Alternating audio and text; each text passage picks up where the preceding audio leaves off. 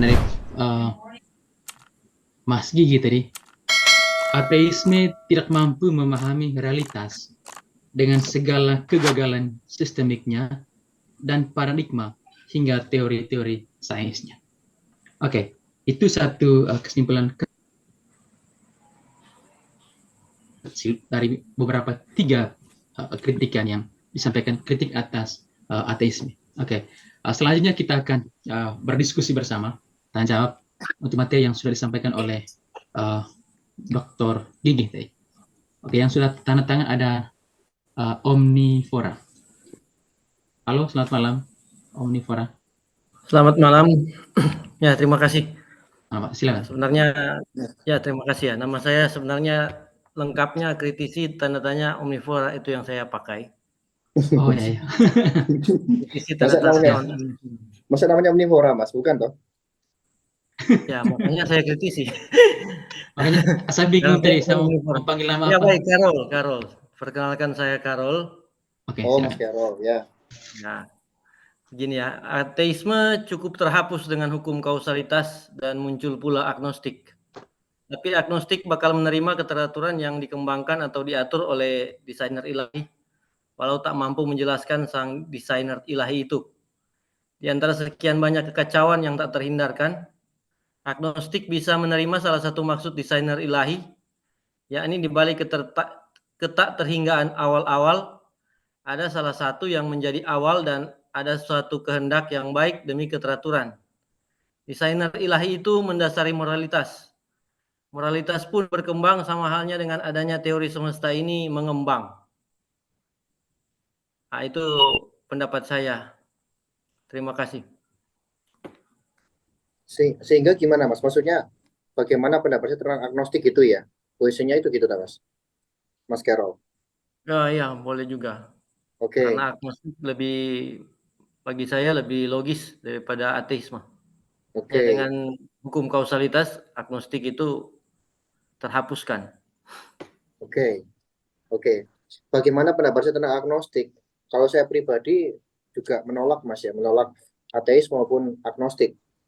Jadi memang argumen kami yang bangun ini kan masih dua ya, Mas ya. Jadi teori sistem argumen dan teori sistem kritik atas ateisme. Kami belum membuat memang teori sistem kritik atas agnostik itu ya. Itu kami memang belum menyusun itu. Masih ada desainnya dan begitu kan ya. Cuman memang kami belum detail kan begitu kan. Cuman gini, Mas.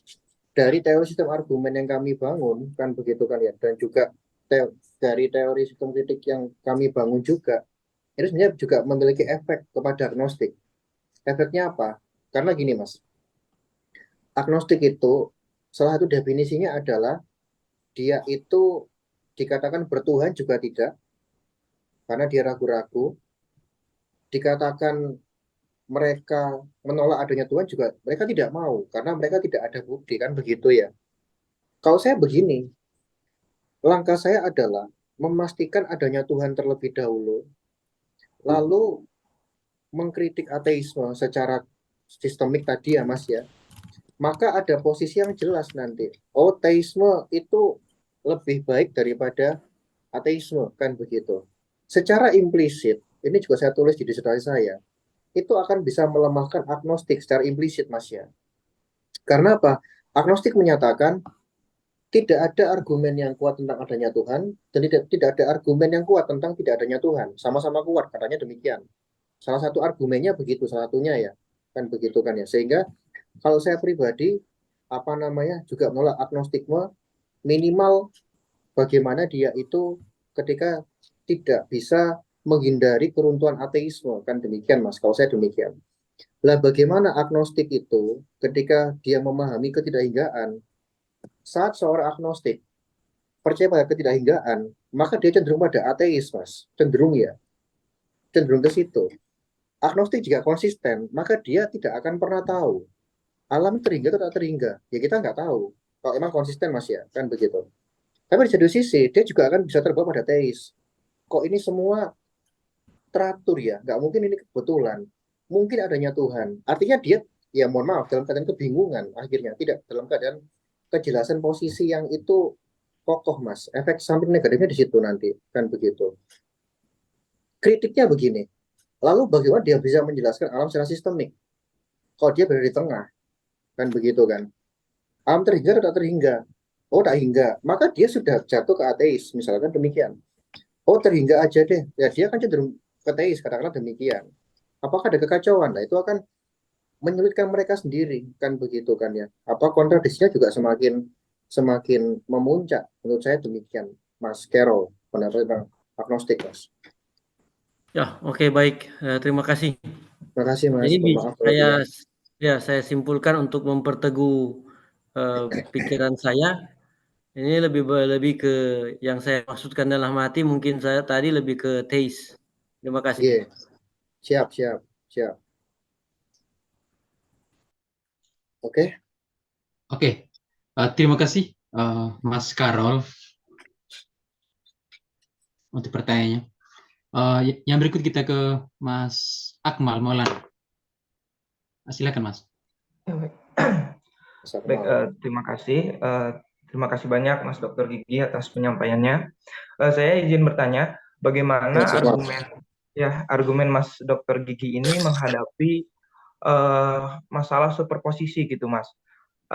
Saya interpretasi Copenhagen yang diinisiasi oleh Werner Heisenberg, lalu ada Niels Bohr gitu kan membicarakan mengenai superposisi, bahwa partikel itu dia dualistik gitu. Maksudnya kita tidak pernah mengetahui partikel itu mewujud sebelum kita lihat langsung. Makanya itu juga yang dimanfaatkan oleh Erwin Schrödinger dengan eksperimennya yang begitu Kucing, terkenal terkait dengan kucing kucing gitu.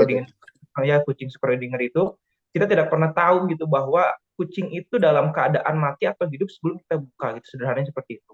Nah, berarti dalam hal itu memang ada semacam katakanlah probabilitas, ya kan? Sebelum kita lihat langsung kucing itu mati atau hidup, di situ ada probabilitas yang katakanlah itu uh, mengembang tidak hingga gitu. Maksudnya kita tahu ada awal dan akhir karena kita sudah amati dan lihat langsung. Kita tahu misalnya pohon itu dari biji lalu tumbuh menjadi besar karena kita tahu awalnya kita lihat, tapi ketika kita tidak melihat, katakanlah ada satu pohon yang tumbuh di hutan dan kita tidak tahu, kita tidak pernah tahu itu apakah itu ada awal atau ada akhir.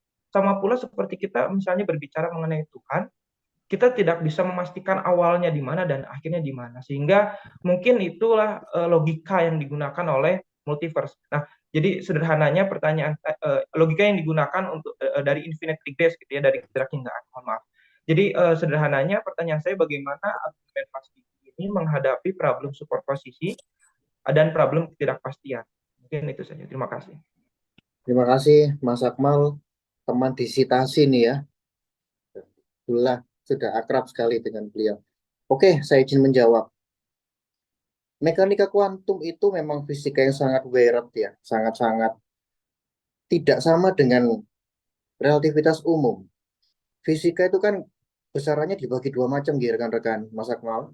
Ada relativitas umum, itu punya Einstein bekerja untuk mengkaji makro. Ada teori kuantum untuk menjelaskan bagaimana hal yang nano itu ya, atom ke bawah itu yang jauh lebih rumit sebenarnya. Memang tafsiran dari Schrödinger, Heisenberg, Niels Bohr itu sangat dominan yang disebut dengan tafsiran Copenhagen, karena mereka berpusat di kota Copenhagen, Denmark, yang menyatakan intinya begini, tidak ada kepastian, semua hanya adalah kemungkinan-kemungkinan. Ini emang famous ketika mereka ini debat dengan Einstein. Einstein masih menganut realisme, yang itu lo ada kepastian, kamu aja yang nggak tahu, kan begitu ya. Cuman teori kuantum juga berkembang karena begini, Mas. Untuk mengukur posisi elektron saat itu, kita harus menembakkan yang namanya foton, cahaya. Karena mata melihat itu butuh namanya cahaya foton, kan begitu. Artinya apa? Itu akan mengubah posisi. Logikanya begini, berarti pengamat itu bisa menyebabkan posisi maupun kecepatan itu menjadi berubah, tidak sesuai dengan aslinya. Einstein menjawab gini waktu itu, loh, itu kan karena keterbatasan kita yang nggak tahu, bukan berarti nggak ada kepastian, kan begitu kan. Tapi para fisikawan kuantum lain, misal David Bohm, David Bohm itu ya, terus Alain Aspect dan lain-lain, Itu sekarang saya belum tahu update-nya bagaimana ya, tapi mereka berusaha untuk bagaimana mengukur posisi dan kecepatan dengan presisi tanpa menembakkan foton. Berarti problemnya problem pengukuran kan begitu. Bukan tidak ada kepastian. Kepastian itu kan gini loh. Apakah kalau pikiran manusia bisa memahami itu? Kan begitu. Tetapi dalam mekanika kuantum juga ada dua perdebatan Mas Akmal dan rekan-rekan. Ada yang bilang begini, mekanika kuantum selalu tidak pasti, bahkan tanpa kausalitas. Itu pernah dengar itu ya pastinya ya. Ada yang bilang tetap berlaku kausalitas. Kita aja yang tidak tahu, misalkan demikian. Kalau saya pribadi cenderung yang pendapat yang kedua, Mas. Karena sebagaimana saya sering sampaikan, mustahil menolak kausalitas itu. Tidak realistis menolak kausalitas. Ujuk-ujuknya ada, itu juga ada sebab. Karena mereka adalah produk dari akibat, begitu. Jadi, se sedinamika-dinamika seperti itu, bahkan Schrödinger sekali, Mas. Itu pada akhirnya menyesal. Kalau kita membaca biografinya ya, saya menyesal pernah pernah apa namanya terlibat dalam ketidakpastian itu. Dan saya menyatakan dengan argumen kucing itu. Saya menyesal sekali ada pada ketidakpastian itu. Pasti ada cara. Cuma Schrödinger sampai akhirnya tidak bisa menemukan bagaimana memastikan mengukur kuantum. Karena kuantum itu sangat-sangat sensitif. Beda kalau kita mengukur apa ya balok yang itu sangat padat dan solid Mas ya. Itu lebih mudah daripada mengukur kuantum yang sangat dinamis kan begitu. Menurut saya problemnya adalah bagaimana mengukur Mas, bagaimana mengamati. Bukan tidak ada kepastian. Menurut saya demikian. Pasti ada namanya apa posisi yang itu jelas, posisi yang itu apa ya di ruang dan waktu itu ada posisi yang dia itu definitif, nah definitif saja. Oh yang definitif, definitif yang pasti kan begitu kan. Cuman manusia terkadang ada keterbatasan dalam mengukur itu. Tinggal bagaimana memperbaiki keterbatasan itu kok respon saya. Yang kedua, efeknya pada multiverse. Memang ini dipakai oleh Hawking, Mas, kan begitu. Kalau saya fokus saya pada mengkritik ketidakhinggaannya, kan begitu kan. Dan bagaimana apakah Hawking konsisten dengan multiverse tadi? Ada banyak ketidakkonsistenan Hawking, Mas. Yang pertama, Hawking bilang gini, Mas Akmal. Ketika singularitas atau sebelum Big Bang itu, kita nggak bisa menanyakan ada apa sebelum Big Bang. Karena itu sama dengan menanyakan ada apa di sebelah utara dari kutub utara. Hawking bilang begitu, Mas. Di Grand Design, di A Brief History of Time, Hawking bilang begitu. Tapi apakah dia konsisten? Saya jawab tidak. Dia melangkah lebih jauh. Big Bang ini, ruang waktu 4 dimensi ini, itu sebelumnya adalah, bahasanya adalah imaginary time, atau waktu imajiner, di mana mekanika kuantum bekerja luar biasa, dan dia menjadi fluktuasi kuantum yang tidak stabil, akhirnya dia meledak. Dia menyembuhkan solusi fluktuasi kuantum tadi, yang melahirkan multiverse. Tidak konsisten ya Mas ya. Jangan menanyakan, tapi dia akhirnya melangkah lebih jauh. Itu yang pertama. Yang kedua, Hawking itu apakah dalam posisi terhingga atau tak terhingga? Ini juga menjadi rancu dalam Brief History of Time. Dia menolak Big Bunch, tapi dia itu menunjukkan alam itu berawal, tapi dia stabil dalam dirinya sendiri, tidak membutuhkan adanya Tuhan. Tapi dengan mekanisme multiverse, berarti masih ada awal berarti. Lah ini kan suatu kontradiksi yang jelas. Karuan Big Bunch Mas masih konsisten. Apakah ada awal? Tidak, siklus terus. Karuan chaotic inflation, satu Big Bang membuat Big Bang tak terhingga. Masih mending itu, masih steady state juga masih konsisten. Alam tidak memiliki keterhinggaan. Artinya susah untuk konsisten dalam ketidakhinggaan alam, Mas, berdasarkan multiverse tadi itu. Kan begitu jadinya. Itu Mas jawaban saya Mas Akmal. Kurang lebihnya mohon maaf dan terima kasih. Begitu Mas, ada yang mungkin mau cross check atau mungkin? Oke. Terima kasih Mas Gigi untuk jawabannya yang sangat komprehensif. Mungkin ada komentar dari Mas Akmal atau sudah Mas Akmal? Ya, terima kasih banyak Mas Dr. Gigi. Terima kasih Mas Akmal. Mungkin ada pertanyaan lanjutannya, masih sedikit penasaran terkait ya deterministik pengamat. Itu bagaimana Mas Dr. Gigi menyikapi double slit eksperimen gitu, bahwa foton itu ketika ditembakkan dia katakanlah mewujud menjadi dua antara partikel atau gelombang. Nah itu ketika pengamat melihat maka itu mewujud menjadi memilih antara partikel dan gelombang. Itu seakan-akan memang probabilitas itu tidak bisa dinafikan dan pengamat itu memiliki posisi yang begitu sentral, Mas. Iya, memang begini Mas Akmal. Saya tidak menolak adanya kemungkinan, kan begitu. Kan definisi kemungkinan adalah ketika manusia tidak bisa memastikan, itu hanya kemungkinan. Tapi dalam realnya itu ada, dia memang terikat ruang dan waktu masih seperti itu, Mas. Ada koordinat yang pasti, tapi dengan kecepatan yang tinggi. Probabilitas itu masih ada, selalu ada.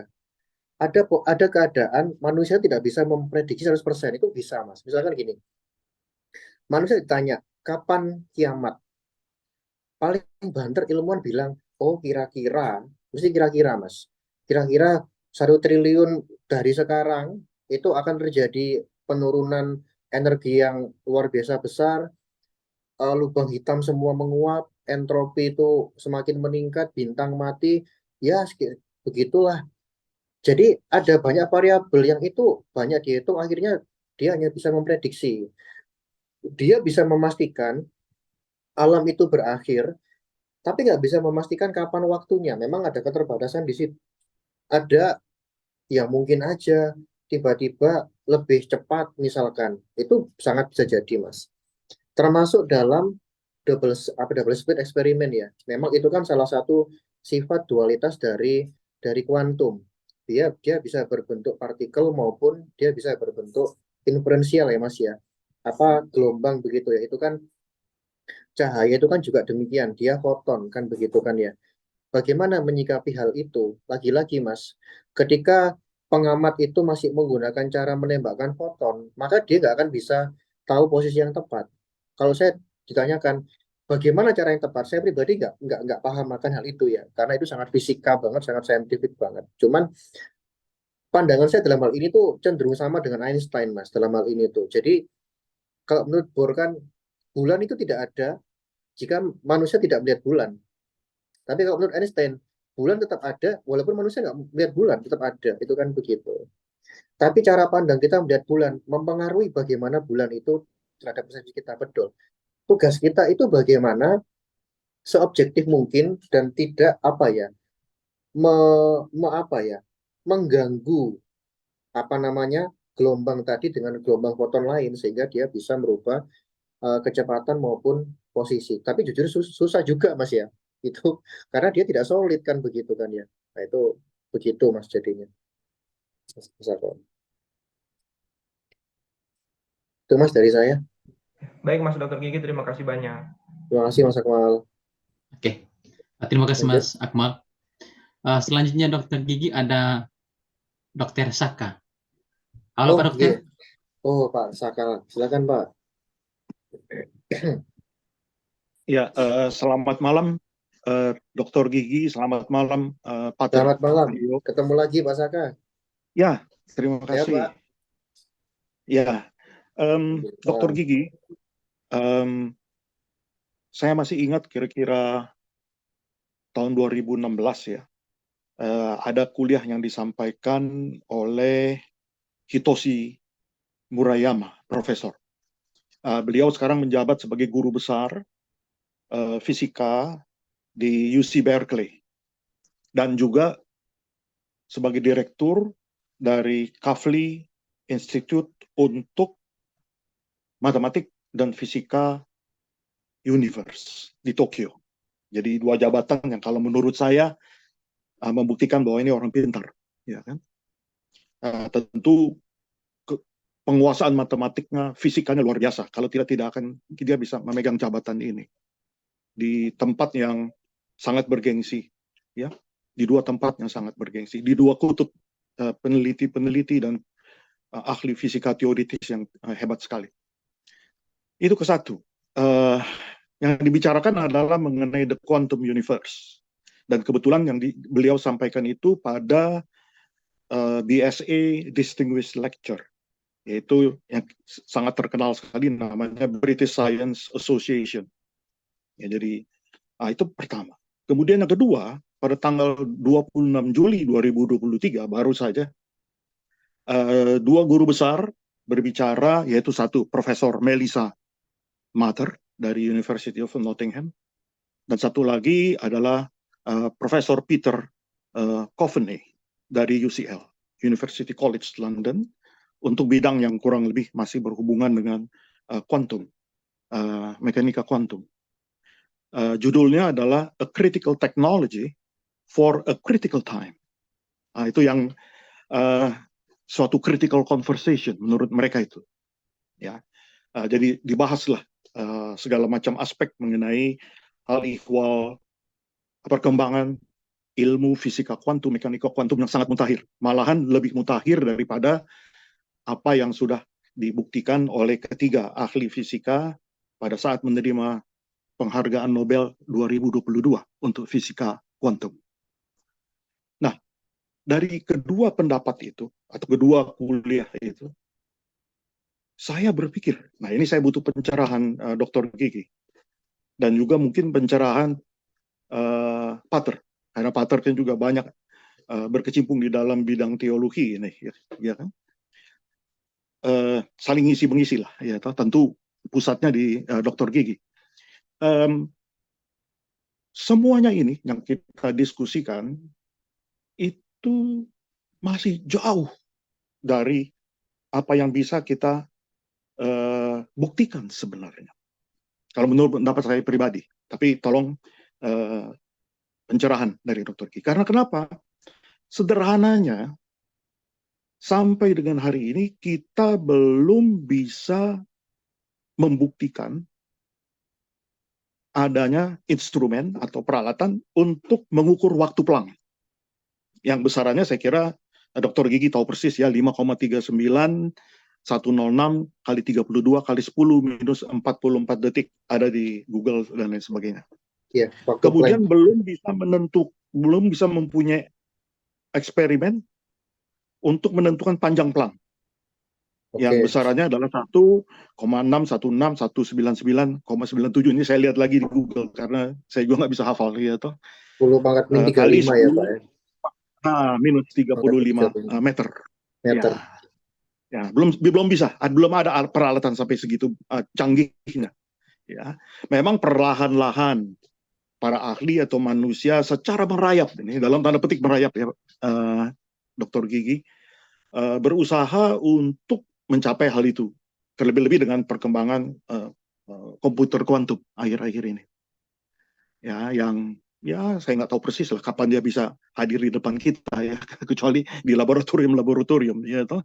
Dan juga masih kita menunggu sebenarnya ya, secara langsung maupun tidak langsung, mengenai bagaimana kita mentransport, bagaimana kita membuat fusion energy di bumi ini. Ya, fusion energy itu saya kira Dr. Gigi tahu, matahari dalam tanda petik kita pindahkan ke bumi, ya toh, di mana kita mendapatkan hasil fusi dari apa namanya hidrogen, tentu dalam bentuk deuterium sama tritium, yang akhirnya setelah mereka fusi menghasilkan helium. Unsur-unsur dasar pada waktu pembentukan atau awal dari Big Bang. Yang itu yang kita pindahkan, yang sebenarnya terjadi di bintang kita, di matahari kita, dan di seluruh bintang yang ada di alam semesta ini. Nah, kalau ini bisa terbukti, bisa kita ketahui persis, baru kita bisa bercerita bahwa di dalam mekanika kuantum ini ternyata kalau waktu Planck ya bisa kita buktikan, bisa kita lihat dengan peralatan instrumen tertentu yang masih sangat jauh sekali kalau menurut saya, belum sampai, kita belum mampu ya toh sejauh ini ya. Baru kita bisa melihat suatu fisika yang mungkin indah sekali begitu, dalam tanda petik. Lebih indah jauh daripada apa yang kita miliki sekarang. Sehingga Grand Unified Theory antara relativitas umum Einstein dan mekanika kuantum terbukti. Nah, mungkin ini salah satu konjektur dari saya, satu postulasi daripada saya. Nah, baru nanti kita melangkah kepada teori-teori yang lebih canggih lagi, seperti keberadaan atau bagaimana kita membuktikan kosmologi ini dalam mendukung ya teologi dan lain sebagainya dalam konteks sang pencipta atau the creator ya. Nah, mohon pencerahan Dr. Gigi. Terima kasih. Terima kasih Pak Dokter Saka. Saya coba menjawab ya Pak. Jadi memang ada banyak temuan sains yang itu perlu dibuktikan secara empiris, itu kan begitu. Kita ingat Pak bagaimana Higgs boson itu menunggu kurang lebih 50 tahun untuk apa ya? Ada betul-betul 2013 masalah itu, atau 2014 ya. Peter Higgs mendapat hadiah Nobel karena dia merumuskan partikel yang bisa memberikan massa kan begitu kan, selain proton kan demikian. Bahkan Hawking sampai akhir hayatnya juga tidak menemukan apa pembuktian Hawking radiation kan begitu kan ya. Itu begitu. Einstein juga sampai meninggal tidak bisa menemukan apa bukti empiris tentang apa namanya itu lubang hitam itu bagaimana sih bekerja dan sebagainya. Itu kan begitu. Memang sains, Pak, itu membutuhkan waktu yang cenderung lama untuk membuktikan itu. Terkadang ada teori yang itu cukup dikatakan benar ketika dia itu, oh konsekuensinya seperti ini ya. Contoh Grand Unified Theory itu, Pak. Itu bagaimana merumuskan itu, misalkan bagaimana besar energinya, misalkan itu juga belum ketemu sejauh ini. Hanya skala ketika dia itu Grand Unified Theory gravitasi berpisah kan begitu, Pak ya. Tapi bagaimana detail-detailnya juga kita masih belum tahu. Kan begitu kan ya. Cuman Hawking berani memprediksi juga, Pak. Adanya kita ini adalah bukti dari Grand Unified Theory.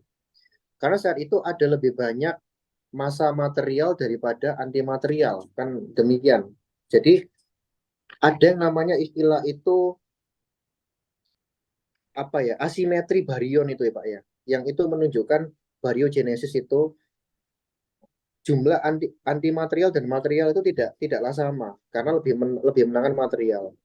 Itu pun masih masih bagaimana apa argumennya itu seperti apa? Hawking cuma berargumen inilah kita adanya bukti kita ada kan begitu kan. Kalau kita salaman dengan orang yang itu uh, punya antimaterial kita akan hancur Pak, anihilasi Pak ya, itu kan begitu. Jadi memang betul saya setuju Pak, ada banyak teori-teori sains yang itu belum terbukti secara empiris. Tapi dia setidaknya sudah punya apa namanya konsistensi logika kan begitu kan. Kayak misalkan contohnya IMC kuadrat misalkan, atau dulu apa ruang waktu melengkung ala Einstein seperti itu kan juga membutuhkan pembuktian-pembuktian empiris ya Pak ya. Termasuk Planck. Bagaimana mengukur Planck? Ya kita kembali pada awal mula semesta. Lah ini kan susah juga Pak kembalinya Pak. Jadi kan ada keterbatasan di situ juga bagaimana instrumen itu. Tapi dia menghitung bagaimana misalkan besar semesta ini, terus apa energi terkuat, panjang paling kecil yaitu Planck tadi itu, dan waktu paling cepat yang sangat sekilas tadi itu, maka dia apa dikatakan itulah the moment of creation. Cuman sebatas itu Pak. Nah, akhirnya apa? Dari situ kan begitu kan. Memang ada teori-teori fisika yang itu menunjukkan adanya keterbatasan pembuktian secara empiris. Saya setuju Pak atas hal itu kan begitu kan. Lah, kalau begitu, bagaimana Pak Gigi solusi atas ini semua? Sebenarnya Pak Saka, jawaban saya kurang lebih sama dengan apa ya pertemuan 2 hari lalu. Jadi intinya adalah dalam argumentasi adanya Tuhan, saya tidak menekankan menjadikan sains kosmologi itu ya sebagai alat utama. Alat utama secara filsafat, Pak. Sains sebagai penunjang. Itu begitu. Filsafat itu memiliki kekuatan generalisasi, deduktif maupun induktif, kan begitu kan. Teori Big Bang saya gunakan sebatas hanya untuk menjelaskan bagaimana mekanisme Pak ya, bukan memaknai bagaimana alam ini berawal atau berakhir misalkan, memaknai keteraturan itu lebih banyak pada filsafatnya Pak. Saran saya cenderunglah menggunakan filsafat. Apalagi objek kajian kita adalah adanya Tuhan, misalkan demikian. Jadi cenderunglah menggunakan filsafat. Sebaliknya kita berharap juga temuan-temuan sains modern semakin berkembang untuk memastikan menambal apa yang menjadi kekurangan-kekurangan dalam sains. Misalkan bukti empiris adanya inflasi kosmik, ini belum ditemukan sejauh ini, Pak. Dia hanya benar ketika apa? Kalau nggak ada inflasi, maka alam itu akan kembali mengerut. Itu doang argumennya. Tapi apa peninggalannya? Kayak dulu kan ada radiasi latar belakang kosmik. Itu terbukti sudah Pak secara empiris. Nah ini apa argumen empirisnya? Kok belum nemu? Memang ada keterbatasan di situ, Pak. Maka saran saya, apa ya? Dalam hal ini kita harus mendudukkan antara filsafat dan sains secara proporsional. Kalau saya lebih pribadi dalam argumen adanya Tuhan itu lebih kental pada filsafat, Pak. Itu begitu. Sains, terutama kosmologi modern, itu sekedar menunjukkan bagaimana mekanisme alam itu berawal dan berevolusi dan dia berakhir. Tapi alam berawal berakhir, filsafat sudah bisa menemukan itu, Pak. Dengan argumen-argumen kausalitas tadi, keteraturan dan kekacauan. Itu masukan saya begitu, Pak ya, dari perspektif filsafat. Begitu, Pak Dr. Saka. Makasih, Pak. Ya, terima kasih. Oke, terima kasih Pak Dr. Saka. Selanjutnya ada Mas Nurudin. Hai. Halo Mas Nurudin. Dengar Mas? Jelas, Oke. Mas. Ya. Halo Mas Oh, Nurudin. Ya, halo Pak. Ketemu lagi. Ketemu lagi. Ya, Ketemu lagi. Mas. Silakan Mas. ya menarik sekali pemaparannya Pak Gigi. Jadi kemarin kan Pak Gigi, saya kan sempat tanya juga dan kemudian Gigi menjelaskan soal misalkan mengambil teori sistem dari Jasar Auda ya. Kan sekarang misalkan dia punya buku terbaru ya, Re-envisioning Islamic Scholarship. Jadi saya pikir logikanya memang persis ya dengan yang jenengan lakukan ya. Pertama kali kan dia merekonstruksi kembali Science of Fikih sebenarnya dengan terus kemudian Islamic Scholarship lah, kemudian dia pakai itu untuk mengatasi masalah peradaban lah kira-kira. Tapi kan bedanya kalau dia kan nggak, saya nggak tahu ya, tapi setahu saya dia lebih banyak ke bidang ilmu sosial ya. Jadi benar, tapi saya jadi berpikir ya, apa yang dilakukan Pak Gigi itu saya juga nggak tahu apakah itu terinspirasi juga atau saya pikir mirip dengan yang dilakukan Iqbal juga. Iqbal itu kan merasa, dan Iqbal juga sebenarnya pakai teori sistem, teman teori sistem yang dipakai dia mengambil dari teori sistemnya Whitehead, filsafat proses ditambah dengan Bergson ya, waktu zaman itu. Jadi Iqbal merasa yang tiga jalan pembuktian itu ontologi, kosmologi dan desain itu kok gagal ya. Kurang itu kan, ya kan. Kemudian dia merakitnya karena menurut dia begini. Pertama kali itu dulu rekonstruksi itu dulu, kemudian melakukan rekonstruksi sains kan dia ingin ada. Karena sains menurut dia itu terbagi menjadi 3 hal yang tidak saling terkait. Padahal lucu gitu. Harusnya kan kalau harusnya saling terkait. Jadi fisika itu membahas soal materi begitu. Maksudnya makhluk entitas tidak hidup, kemudian makhluk hidup itu dibahas biologi, kemudian psikologi itu membahas manusia. Tapi ketiganya zaman Iqbal itu nggak terkait sama sekali dan penjelasannya saling kontradiksi. Jadi bagi dia ini sains pun rusak gitu kan. Jadi harus direkonstruksi dan bagi dia yang bisa merekonstruksi secara rasional itu agama. Tapi agama yang bagi dia itu harus direkonstruksi juga karena waktu itu dia merasa kurang puas maksudnya dengan penjelasan yang kayaknya juga sama dengan Pak Gigi itu. Jadi kayak pecah-pecah juga yang argumen itu. Jadi nggak tahu, mungkin bisa dikatakan mungkin Pak Gigi ini meneruskan jejaknya Iqbal ya di Indonesia, Iqbalnya Indonesia. Itu komentar saya barangkali apa terinspirasi atau tidak. Itu yang pertama. Nah yang kedua tadi saya menarik juga dikatakan soal kalau nggak salah tadi Pak Hawking ya tentang theory of everything dan menjadikan manusia sebagai hal yang penting gitu kan. Kemudian tadi juga ada debatnya Einstein dan Van Hagen ya siapa tadi ya, Niels Bohr soal ya kemudian pengamat. Nah saya jadi kalau saya ya pendapat saya mengatakan bahwa mungkin betul bahwa dalam derajat tertentu objektivitas kan menjadi penting sebagaimana dikatakan Einstein, tapi bagi saya keberadaan pengamat itu malah justru argumen penting bagi teisme. Karena kenapa manusia menjadi ada? Karena kan argumen misalkan di dalam antropik itu, argumen antropik itu kan sebenarnya adalah argumen yang menyatakan bahwa alam semesta itu ditala sedemikian rupa sehingga memungkinkan adanya pengamat. Jadi adanya semesta itu ditala supaya disetel sehingga kemudian nanti ada pengamat yang bisa mengamatinya, kan juga lucu gitu kan sebenarnya. Pengamat itu ya maksudnya manusia. Jadi ada sisi dimensi teleologisnya di sana. Jadi manusia menjadi penting di situ. Dan kenapa manusia jadi penting? Apa yang menjadikan penting gitu kan maksudnya? Itu kan, nah argumen ini menurut saya jadi relevan kalau sebenarnya kan kalau saya melihat jenengan banyak mengkritik new atheism gitu ya, yang kayak Hawking dan pokoknya yang senangnya pakai sains itulah. Sementara kalau di dalam tradisi yang baru di filsafat Prancis misalkan itu juga ada ateisme baru, tapi menggunakan argumen filsafat seperti Meillasuk gitu, Wang Tong Meillasuk gitu kalau misalnya, Meillasuk gitu kalau di bahasa Indonesia kan itu.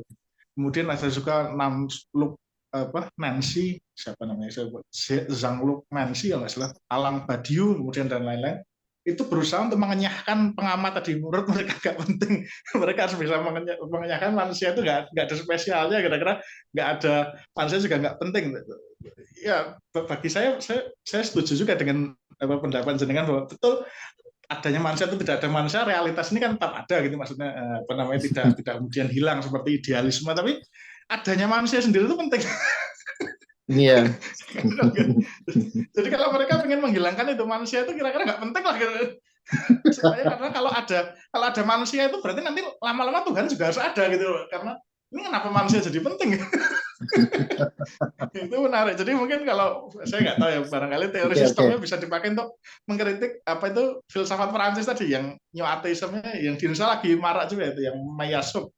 Dan kemudian biasanya agak nanti dikaitkan dengan Roy Bhaskar dan lain-lain. Mereka ingin melampaui Heidegger ya, karena dengan mengatakan sebenarnya manusia itu punya, kalau Heidegger mengatakan ada being, ada, tapi manusia itu kan pengada yang unik karena dia sendiri bisa nempel dengan yang ini, kok yang lain nggak bisa seperti itu. Jadi berarti ada sesuatu yang aneh gitu kalau yang mereka ingin menghilangkan itu. Jadi ya. Jadi mungkin itu dua itu aja, Pak. Terima kasih. Makasih Mas Nurudin. Wah, ini luar biasa nih, kayak ujian disertasi lagi saya ini kalau begini. Oke, apakah saya terinspirasi Jasir Auda? Saya terinspirasi, iya terinspirasi Mas. Cuman posisi kami tetap ada perbedaan yang itu mendasar. Jadi memang kalau jujur waktu mengerjakan disertasi saya terinspirasi dengan dosen-dosen UINSA saat itu banyak menyatakan Mas, pendekatan sistem ini apa sih, saya pengen tahu kan begitu kan. Cuman pendekatan sistem Jasir Auda itu khasnya di Maqasid Syariah ya Mas ya, di fikih ya, hukum Islam. Cuman saya kaget saat itu ternyata Jasir Auda juga punya pendapat tentang argumentasi adanya Tuhan. Wah, itu saya langsung semangat Mas membaca beberapa jurnal tentang itu. Termasuk dari bukunya juga saya baca langsung. Saya baca-baca ternyata Jasir Auda itu cenderung pada posisi argumen desain. Itu yang beliau anggap sebagai sistem. Bahkan Jasir Auda juga ada ekstrimnya, Mas. Menolak argumen kosmologi, menolak argumen kausalitas.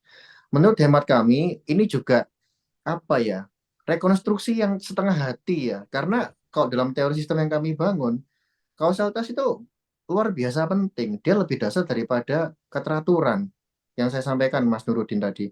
Bahwasanya keterbatasan itu bisa membingkai keteraturan kekacauan. Ini yang membedakan dengan Jasir Auda, itu kan demikian.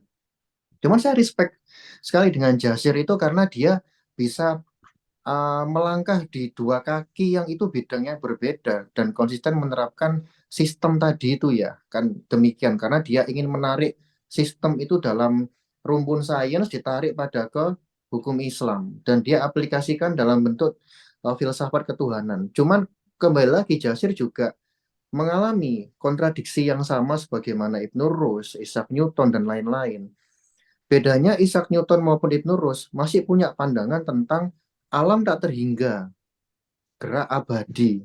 Lah kalau Jasir Auda Mas malah mengenyahkan argumen kosmologi, bahkan curiga dengan argumen kosmologi. Ini yang membedakan saya dengan Jasir Auda. Cuman jujur, saya terinspirasi dari beliau juga. Akhirnya saya turunkan dalam bentuk bagaimana yang membangun sistem antara argumen kosmologi dan argumen keteraturan itu seperti apa.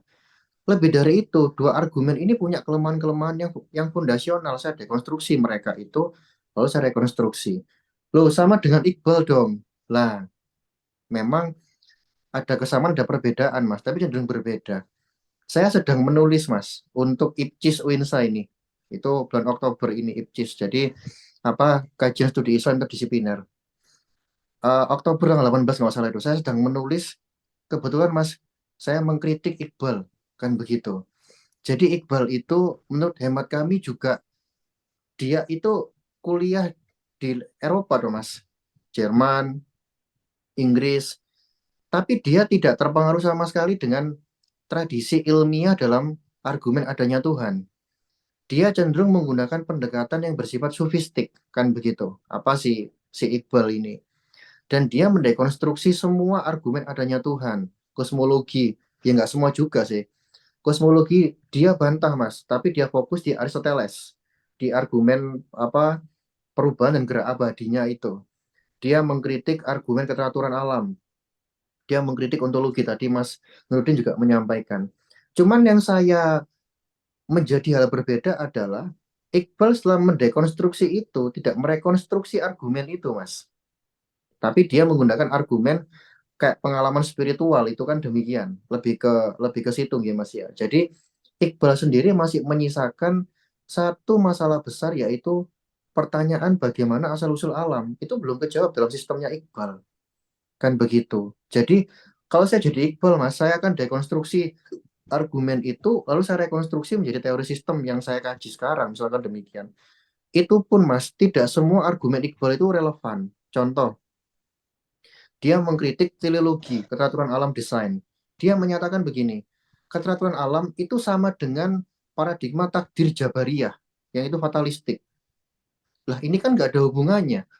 Artinya apa? Banyak loh orang itu, apa namanya, yang itu percaya pada desain, tapi dia bukan bukan deterministik, tapi dia deistik. Newton misalkan, itu jelas sekali. Kan tidak relevan. Terus berikutnya dia mengkritik Aristoteles. Saya ada yang sepakat, Mas. Dia gini, penggerak yang tidak bergerak tidak konsisten. Penggerak pun pasti bergerak. Saya setuju dengan hal itu. Tapi dia menyatakan begini, kausalitas, kosmologi itu paling banter bisa menunjukkan adanya awal dan akhir. Tapi tidak bisa mengangkat pada eksistensi yang mutlak. Lah ini kan argumennya separuh separuh jalan belum selesai. Kok nggak diteruskan? Karena apa? Keterbatasan itu nanti cenderung akan mengarah pada eksistensi yang mutlak. Iqbal sekalipun pada akhirnya tidak jelas, Mas, apakah dia mendukung keterhinggaan alam atau ketidakhinggaan alam. Tidak jelas dalam hal itu. Nah, ini kan kacau sekali cara pikirnya. Mohon maaf ya. Nah, itu kan begitu. Lah, saya bantah itu, Mas, dan saya akan sampaikan di IPCIS itu, di UINSA itu. Sehingga juga berbeda dengan Iqbal. Sehingga saya bukan penerusnya Iqbal ya, Mas, ya, dalam hal ini. Saya juga banyak nggak sepakat, Mas, cenderung demikian. Apa rekonstruksinya itu kok malah dia terlalu curiga, Mas, dengan filsafat itu apa argumen kosmologi itu kayak jangan-jangan ini produk ateis kan dia tuh curiganya begitu walaupun dia kuliah di luar negeri loh ya tapi dia tidak terpengaruh akan hal itu bisa dibaca dalam bukunya Reconstruction itu Mas ya yang buku rekonstruksi itu atau bukunya Nigel Guesom itu tentang Nigel Guesom sekalipun fisikawan dari Harvard menyatakan Iqbal ini kok berlebihan ya terhadap terhadap ini ya terhadap apa namanya filsafat Eropa kok sangat berlebihan itu bantahannya di situ Mas yang berikutnya adalah masalah pengamat masalah antropik lah dalam hal ini Mas saya tidak menolak adanya yang namanya desain rancangan. Desain rancangan sendiri itu pada akhirnya juga akan mengizinkan adanya pengamat atau manusia, kan begitu kan. Saya tidak menolak adanya itu. Artinya saya masih percaya adanya desain yang itu bukan kebetulan akibat ketidakinggaan, cuman keteraturan itu harus dipahami secara komprehensif, yang itu menunjukkan ada keteraturan juga pasti ada kekacauan. Kekacauan yang bertambah, hukum termodinamika yang kedua. Saya tidak menolak adanya itu, Mas, kan begitu. Yang maksudnya adalah begini, bedakan pengamat tadi yang dalam fisika kuantum tadi yang bisa bisa mempengaruhi. Maksud saya begini loh. Ya ini tentu pekerjaan fisikawan ya. Bagaimana tadi jawaban ke Mas Akmal tadi itu ya apa ya agar dia itu melihat melihat apa dinamika kuantum tapi tidak menembakkan foton ya memang susah bagaimana ini. Akhirnya pengamat menjadi penting. Penting tapi dia akhirnya mengurangi objektivitas Mas. Akhirnya demikian. Akhirnya bagaimana PR-nya itu lagi-lagi PR ya Mas ya. Ya apa ya mengukur itu agar tidak mengalami perubahan itu seperti apa. Kan begitu kan.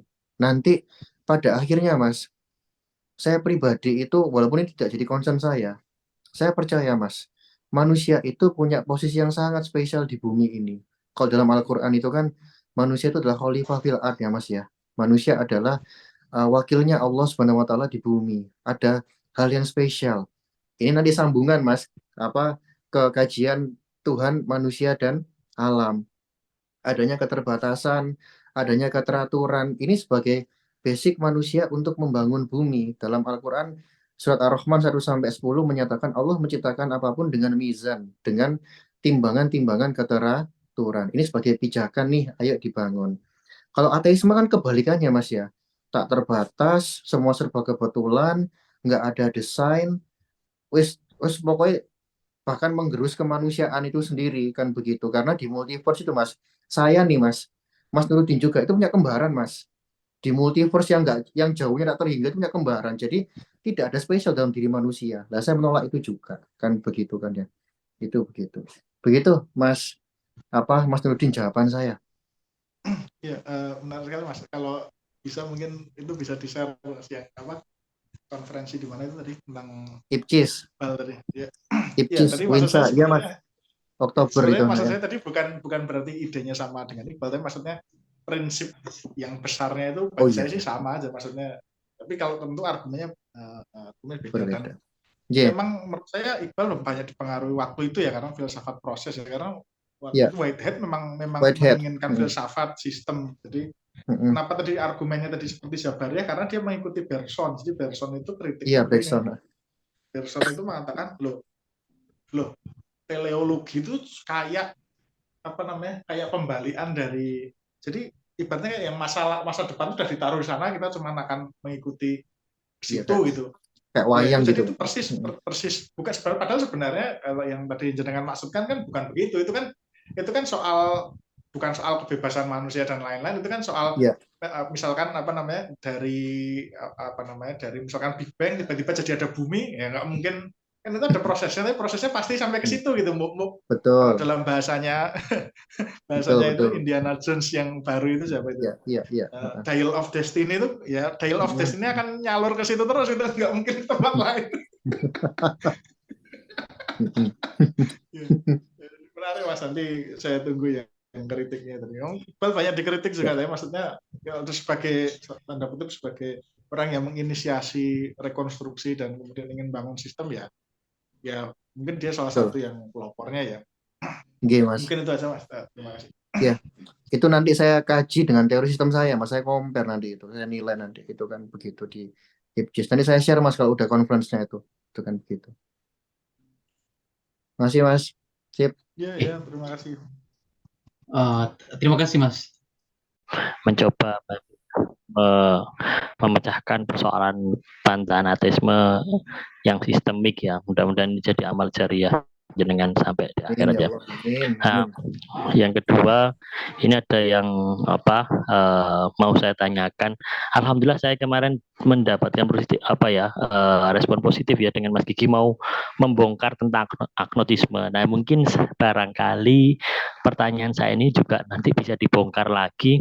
Pertama begini, mau tanya, deisme itu menurut Mas Gigi itu kategori apa? Dan deisme Mas ya? Ya, deisme. Deisme begitu. Ini juga termasuk apakah kategori ateisme baru atau bagaimana? Kalau iya itu seberapa kenapa? Atau mungkin dia justru masuk yang yang kategori teisme begitu. Ini kategorinya di mana? Terus kalau misalkan kategori teisme kenapa? Kalau kategori ateisme kenapa? Dan juga bagaimana kalau seandainya itu keliru, kritiknya bagaimana?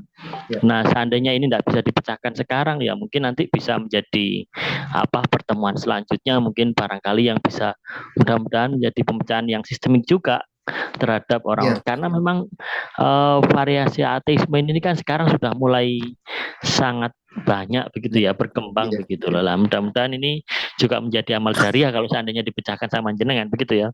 Barangkali bisa semakin banyak ateisme yang terpecahkan sama Mas Gigi ini, nanti profesornya juga dari problem varian ateisme begitu Mas. Nah, itu sih singkatnya seperti itu. Oke, Oke Mas, terima kasih Mas. Singkat saja, mungkin barangkali bisa tidak lama-lama. Mungkin mohon maaf kalau menambah waktu jadwal yang harusnya sudah selesai. Assalamualaikum warahmatullahi wabarakatuh. Mas. Waalaikumsalam. Matur suwun questionnya. Deisme itu masuk teisme atau ateisme? Kalau dalam klasifikasi pada umumnya Mas Sugeng, dia masih teis Mas, masih teis ya.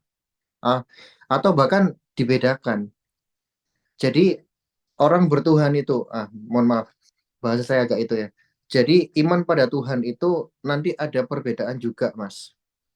Ada teis, ada deis. Kalau teis itu masih mengizinkan Tuhan itu masuk terlibat di dalam kehidupan manusia. Contoh, Tuhan memberikan wahyu, Tuhan memberikan kitab-kitab, itu teis, pakai T Mas ya. Kalau deis, Tuhan itu ada, kayak Newton itu Mas. Tuhan itu ada, tapi sudah tidak, apa namanya, tidak terlibat lagi dalam urusan alam dan manusia. Efeknya adalah tidak ada yang namanya mukjizat, tidak ada yang namanya pewahyuan, eh, Tuhan mengirimkan rasul-rasulnya, memang perbedaannya di situ, Mas. Sama-sama masih iman pada Tuhan, walaupun memang ya konseptualnya juga ada perbedaan ya. Kalau deisme itu kayak Tuhan itu jangan diberikan antroposentris, harus sifat-sifat kemanusiaan misalkan, ada yang demikian. Ada perbedaan di situ. Kalau menurut saya deisme itu masih dikatakan dia mengakui adanya Tuhan, Mas. Itu begitu. Tapi ada tapinya. Ada yang bilang begini, Mas. Deisme itu langkah untuk menuju agnostik dan ateis. Ada yang bilang begitu. Karena kenapa? Dia sudah apa ya bahasanya itu membatasi kuasa Tuhan dan membatasi keterlibatan Tuhan. Itu kan begitu. Newton itu iman pada Tuhan, Mas, kalau Anda tanya. Walaupun dia dikubur di gereja loh ya. Tapi dia tidak mau menyatakan saya Kristen. Itu dia cenderung deis. Kalau saya baca biografinya ya. Mohon kritik kalau saya salah. Itu kan begitu. Itu yang membedakan.